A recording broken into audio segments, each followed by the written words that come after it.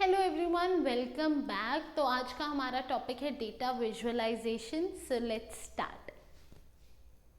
अब data visualisation पढ़ने से पहले हमें ये पता होना चाहिए कि डेटा विजुअलाइजेशन की ज़रूरत क्या है और बेसिकली वो होता क्या है। तो एक क्विक इंट्रो करते हैं इस टॉपिक का एक एग्जाम्पल के साथ। मेरे पास एक एग्जाम्पल है। एग्जाम्पल में मेरे पास एक एक्स कंपनी है। ये क्लोथिंग कंपनी है, ठीक है। ये क्लोथ्स के लिए कंपनी है। इस कंपनी के 10,000 मेंबर्स के डेटा को ये एनालाइज करना चाह रहे हैं। 10,000 मेंबर्स के डेटा को ये एनालाइज करने जा रहे हैं। अब इनके पास कैसा डेटा है? इनके पास उनका नेम है, उनकी एज है, एड्रेस है, नंबर है, मोबाइल नंबर, और उनका स्टाइल, मतलब वो कौन से स्टाइल के क्लोथ्स प्रेफर करते हैं। अब बेसिकली वो एनालाइज करना चाहते हैं कि 20 से 30 के बीच में जो उनके मेंबर हैं, जिनकी एज के बीच है, वो किस स्टाइल के क्लोथ्स को प्रेफर करते हैं, मतलब उनका स्टाइल क्या है। तो बेसिकली उनको इस रॉ डेटा को एनालाइज करना पड़ेगा, राइट। ये पूरा उनको क्या करना पड़ेगा, उन्हें हर एक नेम पे जाके एज देखनी पड़ेगी, एज के साथ फिर उन्हें स्टाइल देखना पड़ेगा। अब स्टाइल जो फैक्टर है वो इस पर भी डिपेंड करता है कि आप लोकेशन क्या है, राइट। आप कौन सी जगह रहते हो, वो भी कई बार इफेक्ट करता है कि आपकी क्लोथिंग स्टाइल क्या है। साथ ही साथ आपका ऑक्यूपेशन क्या है वो भी इफेक्ट करता है कि आपकी क्लोथिंग स्टाइल क्या है। तो बेसिकली अगर आप एक रॉ डेटा को ऐसे एनालाइज करने जाओगे, एक तो एरर आ सकता है। एरर नहीं भी आता तो ये बहुत कॉम्प्लिकेटेड है। इसको प्रॉपरली 10,000 मेंबर्स के लिए एनालाइज करना। 10,000 अभी कम है। अभी आप सोचिए, यहाँ पे मेरे पास फॉर एग्जाम्पल 1 लाख मेंबर्स हैं, तब क्या होगा। जब इतने मेंबर्स हैं तब क्या होगा। ये भी नहीं, मेरे पास 1 करोड़ मेंबर्स है, तब क्या होगा। ऐसे डेटा को हम कैसे एनालाइज कर सकते हैं। तो क्यों ना जो मेरे पास ये रॉ डेटा है इसको मैं एक पिक्टोरल रिप्रेजेंटेशन दे दूं।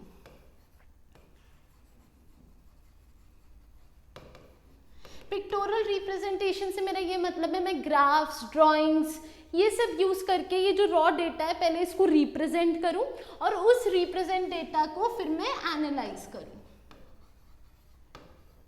तो बेसिकली जो रॉ डेटा है, जो हमें एक्सेल में सिर्फ ऐसा दिख रहा है लिखा हुआ, उससे बेटर क्या होगा कि हमें पिक्टोरल फॉर्म में वो दिखे, क्योंकि वो एनालाइज करने में भी बहुत इजी होगा। तो बेसिकली अगर मेरे पास एक डेटा है, अगर मैं उसको एक पिक्टोरल रिप्रेजेंटेशन दे दूं, वो इजी कर देगा मेरा एनालाइजेशन के काम को। अब ऐसी एनालाइजेशन को हम बोलते हैं डेटा विजुअलाइजेशन, जिसमें जो मेरे पास डेटा होता है उसको मैं एक पिक्टोरल रिप्रेजेंटेशन दे देती हूँ ताकि मैं डेटा को प्रॉपर्ली एनालाइज कर सकूँ। तो एक छोटा सा इंट्रो है डेटा विजुअलाइजेशन का। Let's read more about it. देखिए, in today's world a lot of data is being generated in daily basis, right. जैसे अगर हम लोग अमेजॉन यूज कर रहे हैं, नेटफ्लिक्स यूज कर रहे हैं, हम लोग फ्लिपकार्ट यूज कर रहे हैं, ये सब चीज़ों में डेटा जनरेट हो रहा है। अब वो डेटा को एनालाइज करना है, जैसे ट्रेंड्स के लिए, जैसे मैंने कहा था 20 से 30 के बीच में कैसा क्लोथिंग स्टाइल आजकल पॉपुलर है। तो इस डेटा को रॉ फॉर्मेट में एनालाइज करना थोड़ा मुश्किल है। तो इसको हम लोग बेटर कैसे कर सकते हैं, डेटा विजुअलाइजेशन को यूज करके। उसके बाद डेटा विजुअलाइजेशन ग्राफिकल रिप्रेजेंटेशन होती है, जैसे मैंने आपको कहा था pictorial representation. By using visual elements like charts, graphs, maps, data visualisation किया जाता है, राइट। यही हमने अभी पढ़ा भी था। Data visualization tools and technologies are essential to analyze massive amounts of information.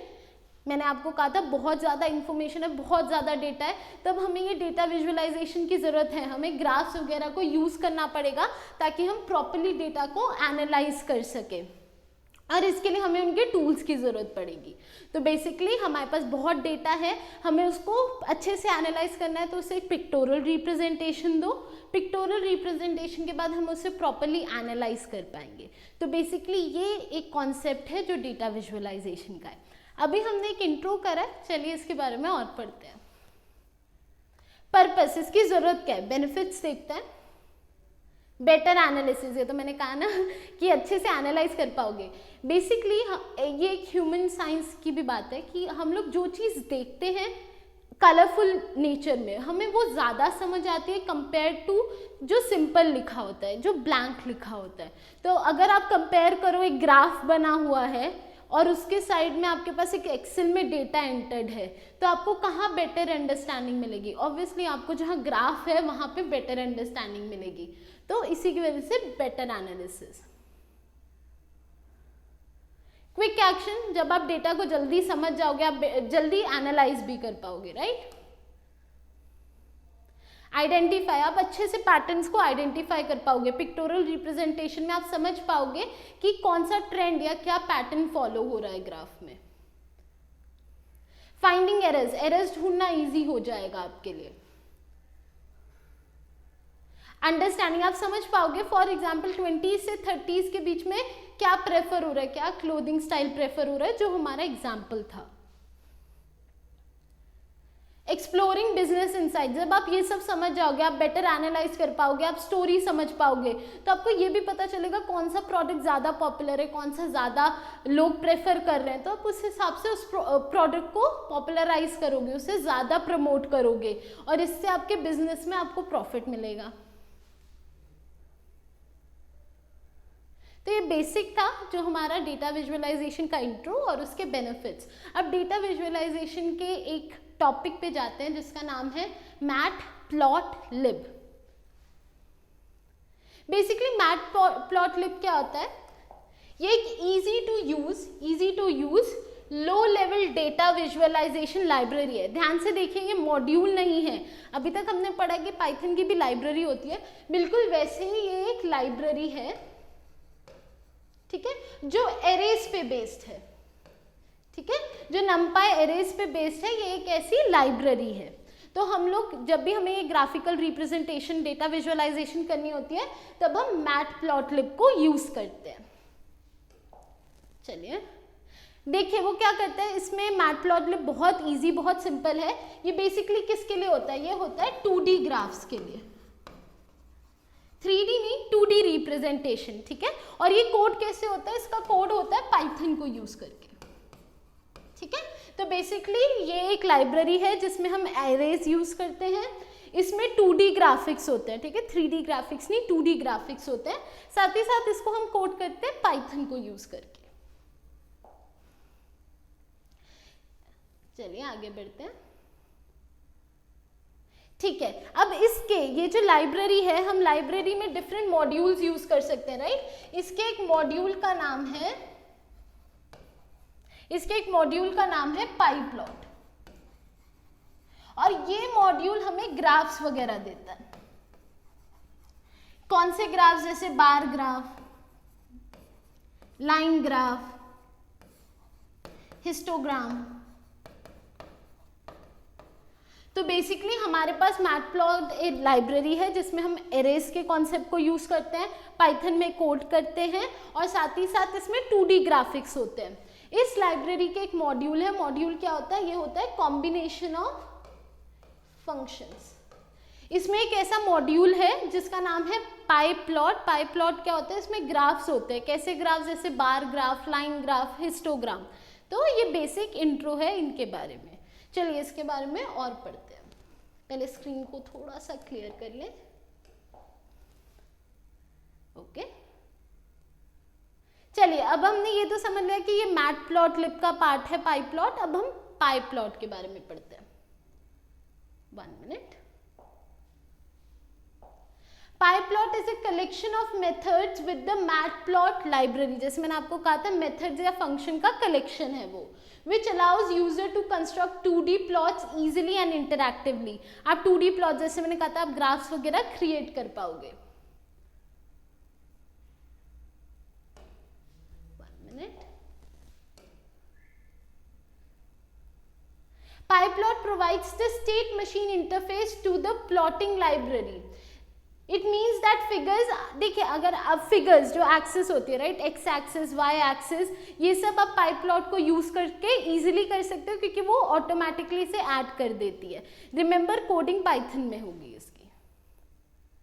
इसमें हम लोग वेरियस प्लॉट्स कर सकते हैं। जैसे मैंने आपको कहा था कि हम लाइन प्लॉट कर सकते हैं, हिस्टोग्राम कर सकते हैं, line plot, histogram, scatter, 3D plot, image, contour, polar, हम लोग ये सब कर सकते हैं इसमें। चलिए आगे बढ़ते हैं।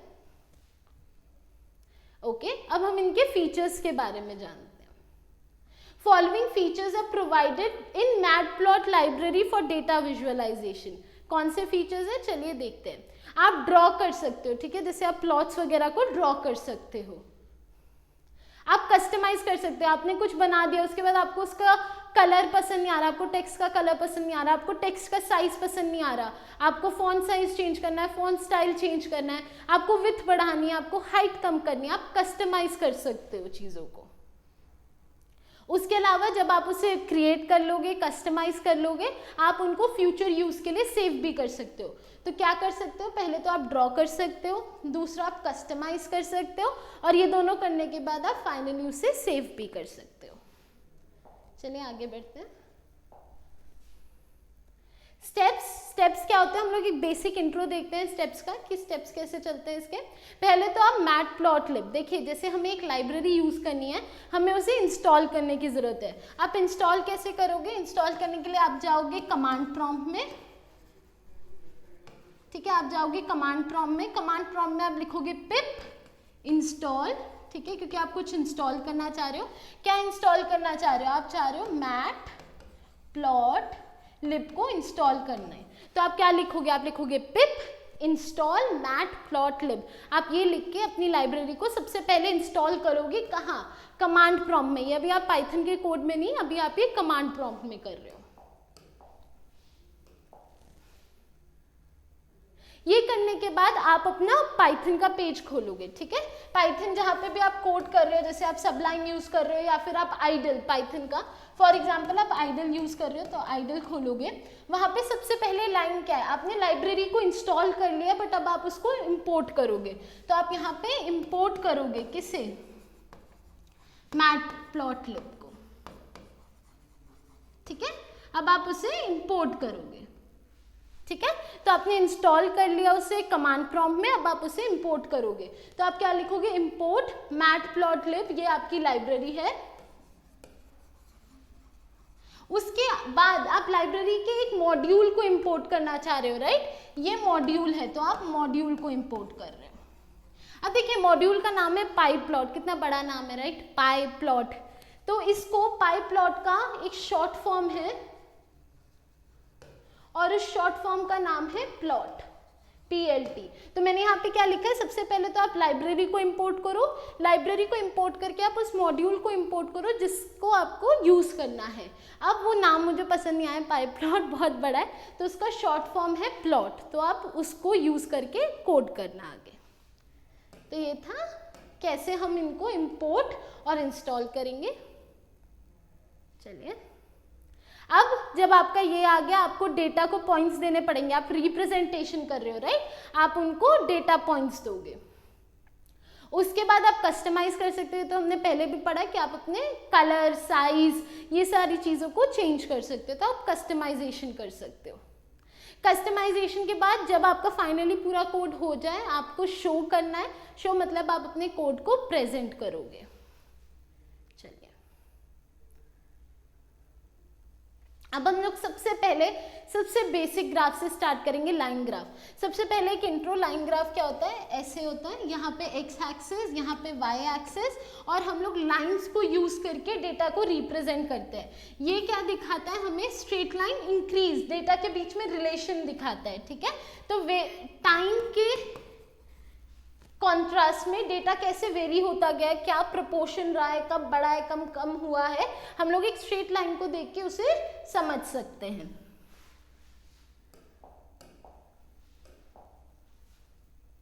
Okay, a line graph is a type of chart used to show information that changes over time. जैसे मैंने आपको कहा था, टाइम से रेफर करके हम इसको दिखाते हैं, तो यहाँ पे भी मेंशन है कि वो टाइम से रिलेटेड है। We plot line graphs using several points को आप यूज करोगे, और हम लोग एक स्ट्रेट लाइन बनाएंगे, ये मैंने आपको बता दिया। We call it a line chart, ठीक है। अब आप इसमें दो एक्सिस रखते हो, एक होती है एक्स एक्सिस, एक होती है वाई एक्सिस, अगेन हम ये जानते हैं। चलिए आगे बढ़ते हैं। ओके, द प्लॉट और अ line graph can be created using plot function, ये हमने पढ़ा है, हम प्लॉट फंक्शन यूज करेंगे। प्लॉट फंक्शन कहाँ है, देखिए मेरे पास इसका एक बार ये देख लेते हैं, लाइब्रेरी जो है मैटप्लॉटलिब, प्लॉटलिब। अब इस लाइब्रेरी का एक मॉड्यूल है, उस मॉड्यूल का नाम है पाईप्लॉट, और इस मॉड्यूल का एक फंक्शन है और इस फंक्शन का नाम है प्लॉट। ठीक है, तो ये हमारा बेसिक एक पूरा ग्राफ है जो मैंने आपको दे दिया ताकि आप इसे अच्छे से समझ सके। ठीक है, तो हम लोग ये करेंगे, हम लोग ये पहले इंस्टॉल करेंगे, फिर इसे इंपोर्ट करेंगे, इसे भी इंपोर्ट करेंगे और फिर प्लॉट फंक्शन को यूज करेंगे। ठीक है, not just plot a line but we can explicitly define the grid. हम एक्स और वाई को भी स्केल, उनके लेबल्स, ये सब डिफाइन कर सकते हैं। चलिए आगे बढ़ते हैं। हम यहाँ पे कोड आएगा, बेसिक कोड क्या है देखिए। सबसे पहले मैंने यहाँ लिखा है इंपोर्ट मैटप्लॉटलिब, ये लाइब्रेरी है, फिर पाईप्लॉट, पाईप्लॉट हमारा मॉड्यूल है और हम लोगों ने उसका शॉर्ट फॉर्म प्लॉट लिख दिया नाम। उसके बाद नेक्स्ट है इंपोर्ट नमपाई, नमपाई एरेज के लिए जो मैंने आपको बताया था, एरेज यूज करते हैं मैटप्लॉटलिब में।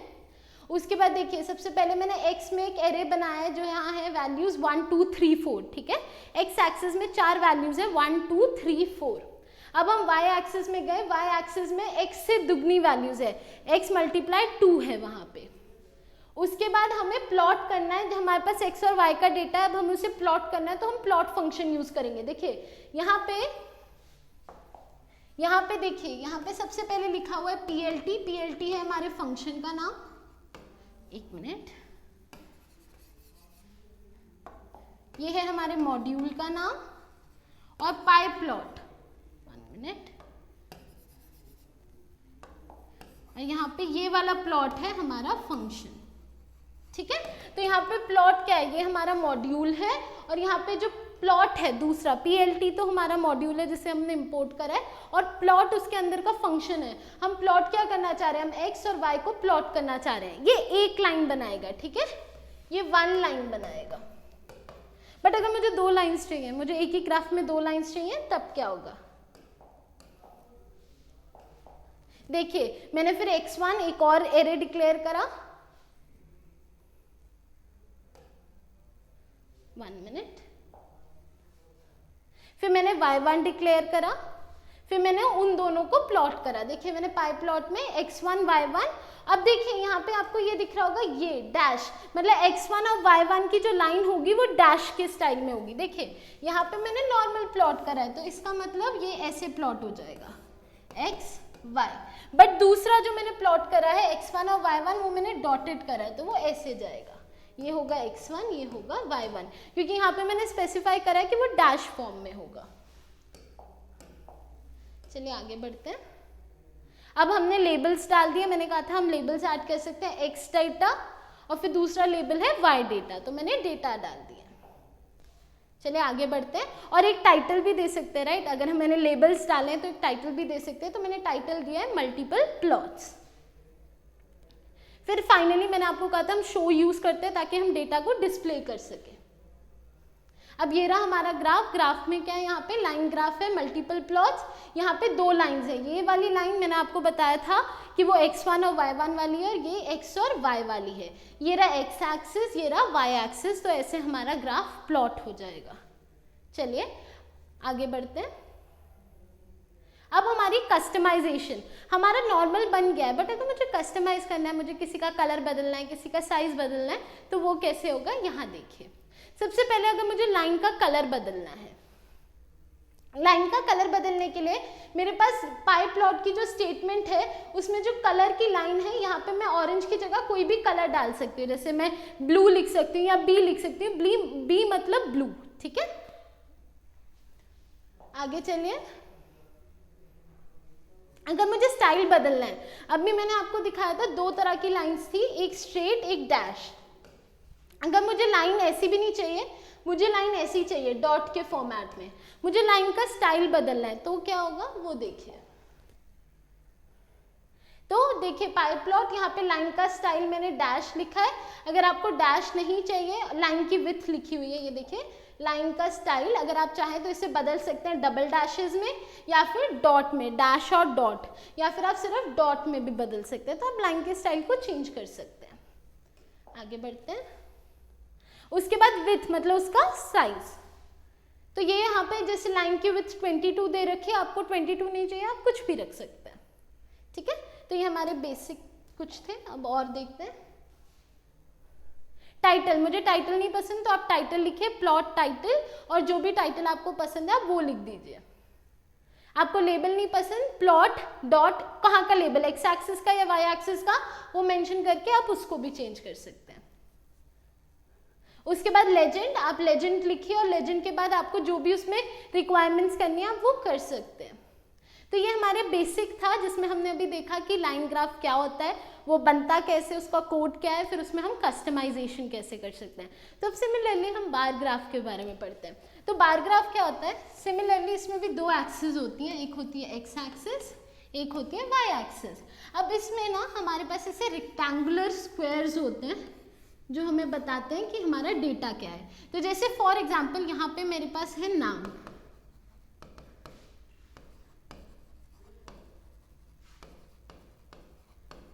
और यहाँ पे इनकी परसेंटेज जैसे 10%, 20%, 30%, तो ऐसे करके हम लोग बार ग्राफ्स बनाते हैं ये रेक्टेंगुलर फॉर्मेट में, ठीक है। तो ये बार ग्राफ्स का स्टाइल है। चलिए देखते हैं ये बनता कैसे है और इसके बारे में और जानते हैं। सबसे पहले जैसे मैंने आपको कहा था ये चार्ट होता है जिसमें हम रेक्टेंगुलर बार्स यूज करते हैं, मैंने अभी आपको दिखाया।